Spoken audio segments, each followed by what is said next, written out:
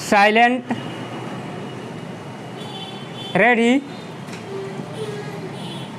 5 second, start. आइए अब जरा अफ्रीका की तरफ चले, जहां दुनिया की आधी से ज़्यादा चरवाहा आबादी रहती है। आज भी अफ्रीका के लगभग 2.25 करोड़ लोग रोजी रोटी के लिए किसी न किसी तरह की चरवाही गतिविधियों पर ही आश्रित हैं। इनमें बेदुइन्स, बर्बेर्स, मसाई, मोमाली, बोरान और तुर्काना जैसे जाने माने समुदाय भी शामिल हैं।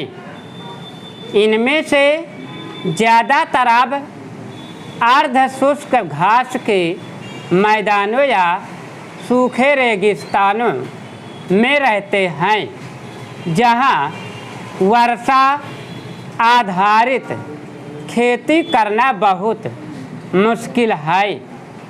यहाँ के चरवाहे गाय, बैल, ऊँट, बकरी, भेड़ व गधे पालते हैं और दूध, मांस, पशुओं की खाल व ऊन आदि बेचते हैं। कुछ चरवाहे व्यापार और यातायात संबंधी काम भी करते हैं। कुछ चरवाही के साथ साथ खेती भी करते हैं। कुछ लोग चरवाही से होने वाली मामूली आय से गुजर नहीं हो पाने पर कोई भी धंधा कर लेते हैं।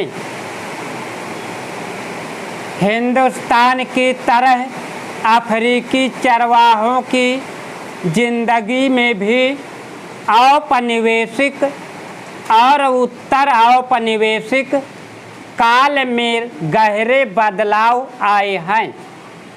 आखिर क्या थे ये बदलाव? इन परिवर्तनों को हम चरवाहों के एक खास समुदाय के माध्यम से समझने की कोशिश करेंगे। चलिए इसके लिए मासाई नाम के समुदाय को चुन लेते हैं। मासाई पशुपालक मोटे तौर पर पूर्वी अफ्रीका के निवासी हैं। इनमें से लगभग 3000 दक्षिणी कीनिया में और करीब 1.5 लाख तंजानिया में रहते हैं। अभी हम देखेंगे कि नए कानूनों और बंदिशों ने किस तरह न केवल उनकी ज़मीन उनसे छीन ली, बल्कि उनकी आवाजाही पर भी बहुत सारी पाबंदियां थोप दी हैं।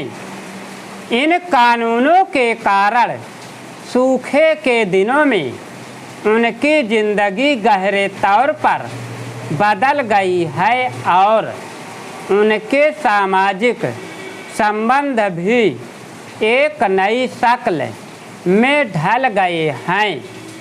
मासाइयों की सबसे बड़ी समस्या यह रही है कि उनके चारागाह दिनों दिन सिमटते जा रहे हैं। औपनिवेशिक शासन से पहले मासाई लैंड का इलाका उत्तरी कीनिया से लेकर तंजानिया के घास के मैदानों तक फैला हुआ था। 19वीं सदी के आखिर में यूरोप की साम्राज्यवादी ताकतों ने अफ्रीका में कब्जे के लिए मार काट शुरू कर दी और बहुत सारे इलाकों को छोटे छोटे उपनिवेशों में तब्दील करके अपने अपने कब्जे में लिया।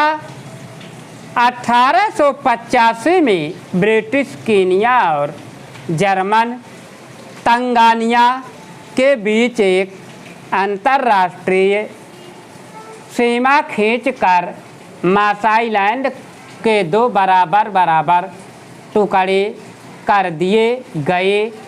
स्टॉप। अगर तुम लोग नए हो तो सब्सक्राइब करो, वो जो लाल वाला बटन है उसके साथ सूर्य नमस्कार करो या फिर अनुलोम विलोम, मुझे नहीं पता, बस क्लिक हो जाना चाहिए। अब मैं